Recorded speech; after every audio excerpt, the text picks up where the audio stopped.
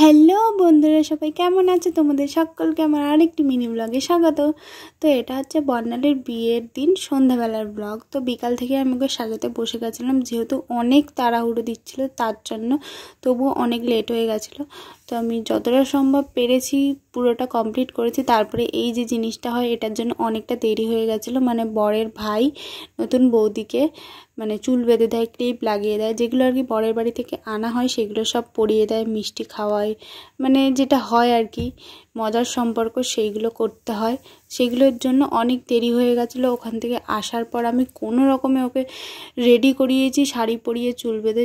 তো তারপরে ওকে একটা জায়গায় বসানো হয়েছিল, ওখানে রেখে আমি চলে এসেছিলাম ঘরে নিজে রেডি হতে। তাও ঘরের মধ্যে এত লোকজন ছিল, ওই লোকজনের মাঝখানে আমাকে রেডি হতে হয়েছে। যাই হোক, তারপরে আমিও ঝটপট করে রেডি হয়ে চলে গেলাম ওর কাছে। ওখানে গিয়ে বসলাম। আর এই ম্যাডামের যে কী রাগ, ওকে শাড়ি পরানো হয়নি, চুল বাঁধা হয়নি, মেকআপ করানো হয়নি, তার জন্য কী রাগ।